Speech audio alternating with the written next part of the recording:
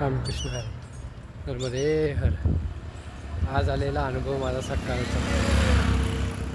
काल आम्ही सूर्यकुंड तिथे वस्ती होतो.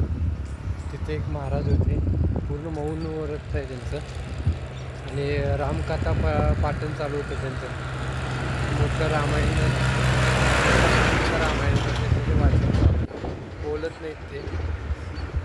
आणि नर्मदे हर नर्मदे हर असं बोलून आपल्याकडं हे करतात, आणि ते आपल्या चिरमुरं देतात, आणि पार्लेजीचं एक चॉकलेट देतात पिशवीमध्ये घालून, 4-5 मोठ्या मग असं घालून देतात ते. आणि आता आम्ही सकाळी तिथून निघलो, पुढं आलो, एक ठिकाणी चहा केला, आणि तिथं पुढं आल्यावर असं बालभोगसाठी विचार करतो. पिशवीत काल दिलेलं चिरमुरं काढून सगळे खायला बसलो, आणि चिरमुरं एकालाही संपले नाहीत. फक्त 5 मोठी चिरमुरं दिली. आम्ही पोट भरून खाऊन ते चिरमुरं परत पॅकेट उरलेत, पॅकेट आहेत अजून सुद्धा, पोट भरून खाऊन. आणि ते महाराज होते ते काही घेत नाहीत तिथे, दक्षिण वगैरे काही घेत नाहीत. त्यांच्याकडे एक छोटासा डबा आहे, त्या प्लॅस्टिकच्या डब्यामध्ये चिरमुरं असतात, आणि ते कितीही चिरमुरं त्यातून ते किती लोकांना देतात, तर ते त्यातले चिरमुरं संपत नाहीत, आणि मऊही पडत नाहीत, कुरकुरीत, म्हणजे असं खाताना वाटतं की आत्ता भट्टीतनं काढलेत, गरम गरम असे चिरमुरे.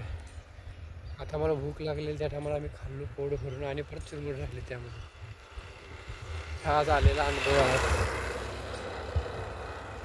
11व्या दिवशीचा. नर्मदे हर. आता हे नर्मदा माता. असे अनेक अनुभव एक एक एक एक येतात.